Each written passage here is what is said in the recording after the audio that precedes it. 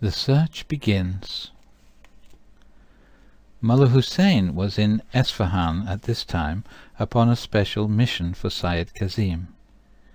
He was sent to win the support of an eminent religious leader. Mullah Hussein was so successful that the priest changed his views. He became so fond of Mullah Hussein that he regretted his earlier discourtesy and sent an attendant to find out where he was residing.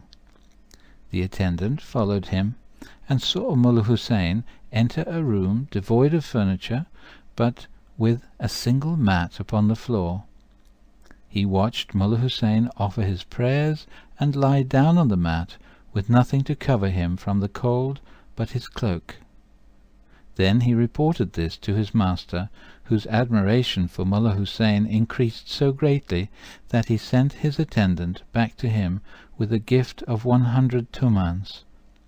Mullah Hussein returned the money, saying, "Tell your master that his real gift to me was the fairness and open-mindedness with which he heard my message, in spite of his exalted rank and my lowliness.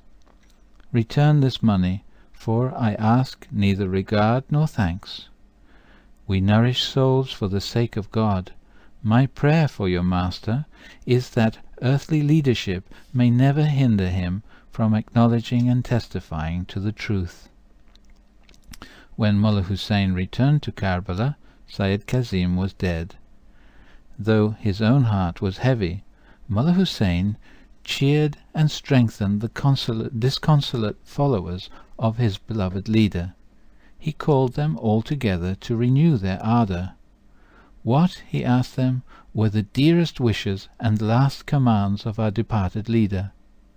From their reluctant lips Mullah Hussein extracted the following admissions. 1.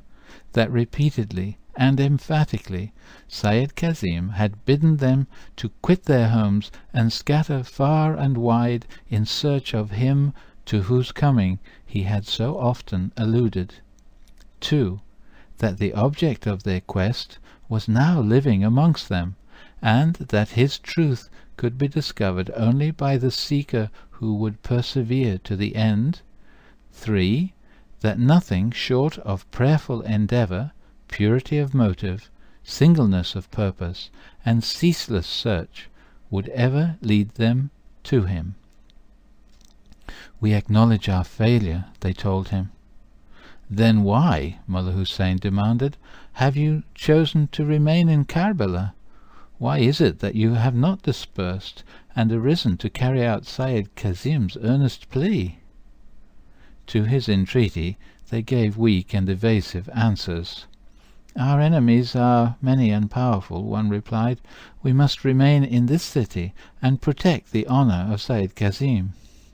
"I must stay and care for the children and the family which Sayyid Kazim has left behind," another explained. They all, however, agreed to the leadership of Mullah Hussein, saying, "Such is our confidence in you that if you claim to be the promised one, we shall all readily and unquestioningly submit." Mullah Hussein was shocked. "God forbid," he cried, "that I, who am but dust, should be compared to him." Mullah Hussein realized the futility of his efforts and spoke to them no more. He left them and made his own plans to begin his quest for the beloved of God. Mullah Hussein prepared for his search by withdrawing and spending 40 days in retirement and prayer. His retreat was interrupted by the unexpected arrival of Mullah Ali and 12 other followers of Sayyid Kazim.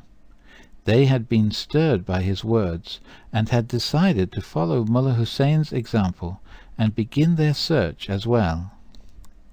On several occasions Mullah Ali approached Mullah Hussein to ask him where he was going and what his destination would be. Every time he neared Mullah Hussein, he found him so deeply wrapped in prayer that he felt it improper to venture a question. Mullah Ali decided to retire in like manner from the society of men and prepare his own heart for the quest. His companions followed his example. As soon as the 40 days were up, Mullah Hussein left Karbala. He was resolved never to cease his search until he was in the presence of the one he sought. The promises of Sayyid Kazim stirred in his memory. Many were the prophecies which he turned over and over in his mind. Verily, in the year 60, 1844, his cause shall be revealed, and his name shall be noised abroad. In his name, the name of the guardian, Ali, precedeth that of the Prophet, Muhammad.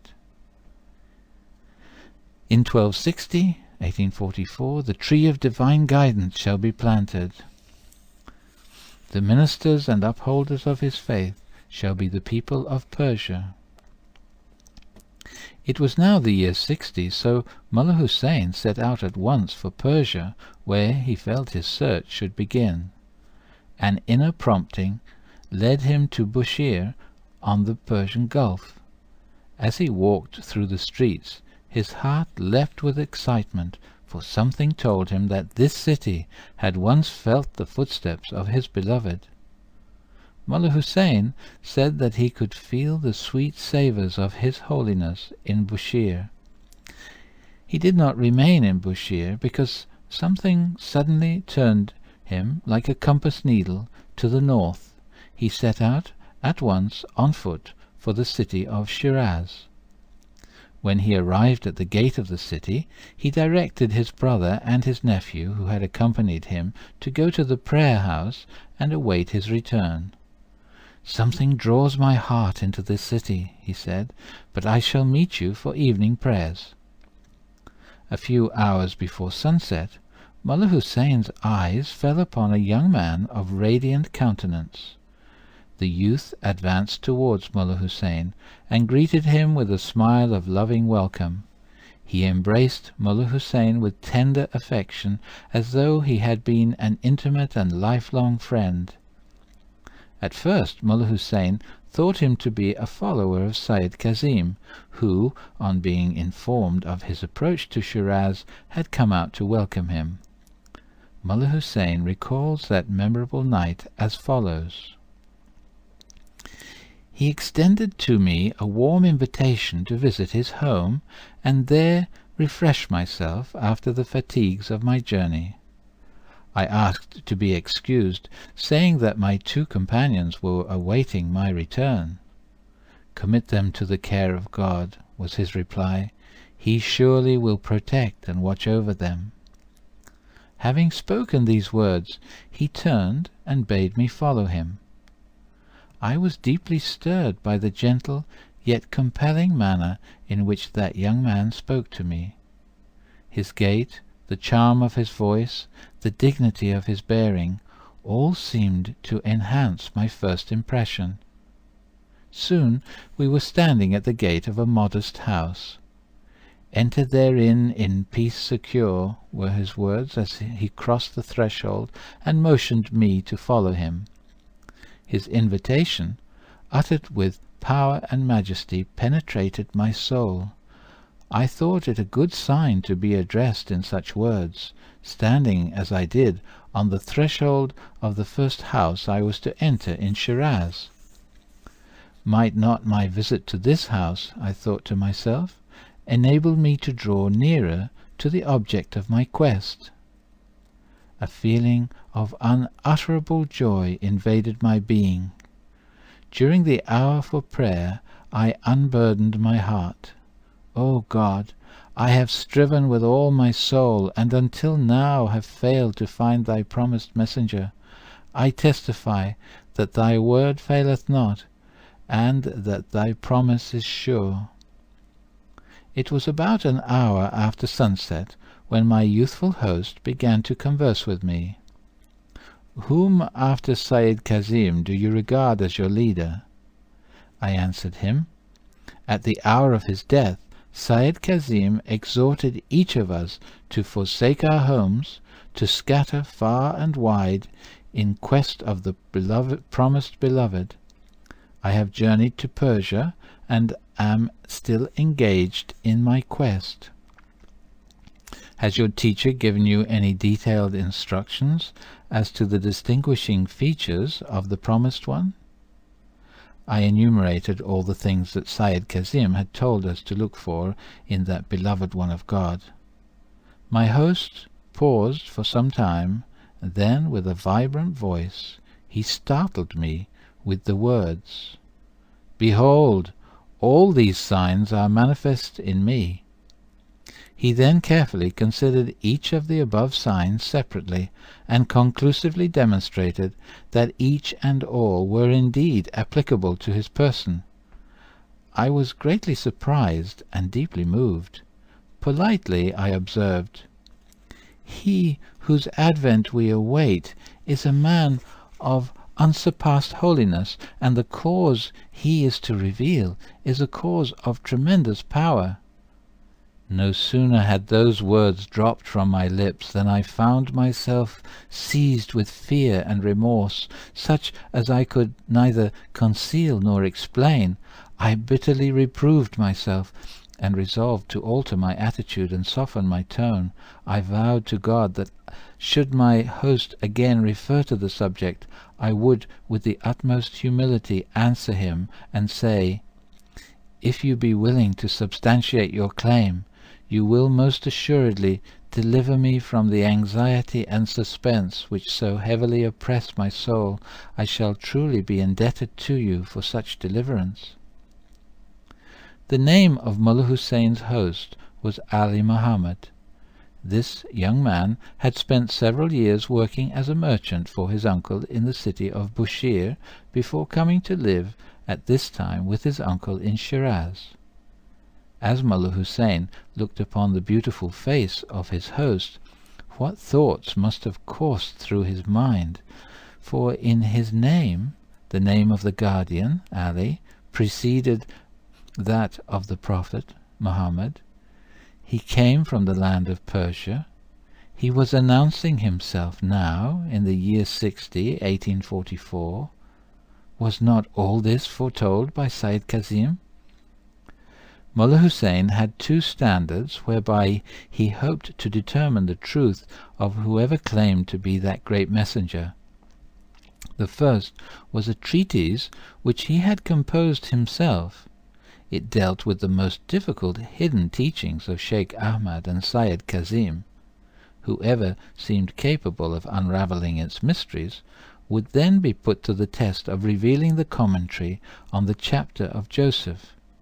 Mullah Hussein recalls the suspense of that moment in these words: "While I was thinking about these things, my distinguished host again remarked, 'Observe attentively. Might not the person intended by Syed Kazim be none other than I?' I thereupon felt impelled to offer him my own treatise. 'Will you read this book of mine?' I asked him, 'and look at its pages with indulgent eyes?' He opened the book, glanced briefly at certain passages, closed it, and began to speak to me. Within a few moments he had, with vigour and charm, unravelled all its mysteries and resolved all the problems that had troubled me.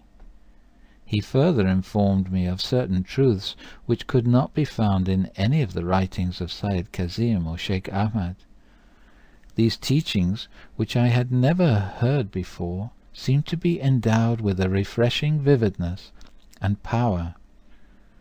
'By the righteousness of God,' he exclaimed, 'it behoves in this day the peoples and nations of both the East and the West to hasten to this threshold. It behooves them to arise as earnestly and as spontaneously as you have arisen, and seek with determination and constancy the promised beloved.' Then he looked at me, smiled, and said, 'Now is the time to reveal the commentary on the Surah of Joseph.' It all happened just as Syed Kazim had foretold it to Mullah Hussein. The beloved in that hour, he had promised, will reveal the commentary on the story of Joseph unasked. The Bab took up his pen and with incredible rapidity revealed the entire first chapter of his commentary on the chapter of Joseph. In this book he prophesied his own martyrdom. The overpowering effect of the manner in which he wrote was heightened by the gentle intonation of his voice which accompanied his writing. Not for one moment did he interrupt the flow of the verses which streamed from his pen. Not once did he pause until it was finished. The historian Comte de Gobineau writes, "That which one never tired of admiring was the elegance and beauty of the Arabic style used in those writings. They soon had enthusiastic admirers who did not fear to prefer them to the finest passages in the Koran." I sat enraptured by the magic of his voice and the sweeping force of his revelation, Mullah Hussein said. At last I reluctantly arose from my seat and begged leave to depart. He smilingly bade me to be seated and said, "If you leave in such a state, whoever sees you will assuredly say, 'This poor youth has lost his mind.'" At that moment the clock registered 2 hours and 11 minutes after sunset.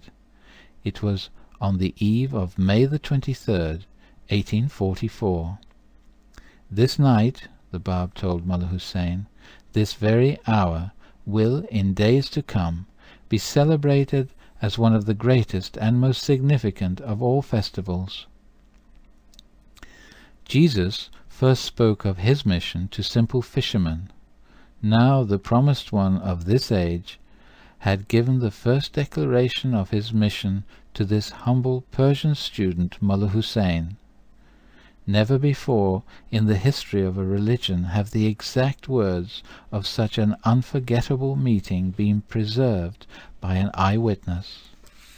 Mullah Hussein, however, has left in everlasting language a memory of that first announcement by Ali Muhammad the Bab. He could never forget the inner peace and serenity which he had felt in the life-creating presence of the Bab. He spoke often to his companions of that wondrous night. "I sat spellbound by his utterance," he said. "All the delights of paradise I seemed to be experiencing that night. Methinks I was in a place of which it could truly be said, 'Therein no toil shall reach us, but only the cry, Peace, peace.'" Sleep had departed from Mullah Hussein as he listened to the music of his beloved's voice. "O thou who art the first to believe in me, verily I am the Bab, the gate of God."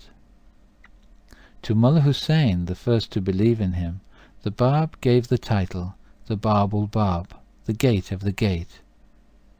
In that hour the Bab proclaimed that he was the one foretold in all the holy books of the past. He said that he had come to usher in a new era, a fresh springtime in the hearts of men. His name, the Bab, meant the door or gate. His teaching, he said, was to open the door or the gate to a new age of unity, in which men would recognize one God and worship in one religion, the same religion which all of God's prophets had taught from the beginning of time. It would be an age in which all men would live as brothers. The Bab cautioned Mullah Hussein not to tell either his companions or any other soul what he had seen and heard. In the beginning 18 souls must spontaneously and of their own accord seek and accept him, and recognize the truth of his revelation. When their number was complete, he would send them forth to teach the word of God. Mullah Hussein's long search was at an end. His own words can best describe the depth of that unique experience. "I was blinded by the dazzling splendor of this new revelation," he said, "and overwhelmed by its crushing force. Predominant among all my emotions was a sense of gladness and strength which seemed to have transfigured me. How feeble and impotent, how dejected and timid I had felt previously! Then I could neither write nor walk, so tremulous were my hands and feet. Now the knowledge of his revelation had galvanized my being. I felt possessed of such courage and power that, were the world, all its peoples and rulers, to rise against me, I would, alone and undaunted, withstand their onslaught.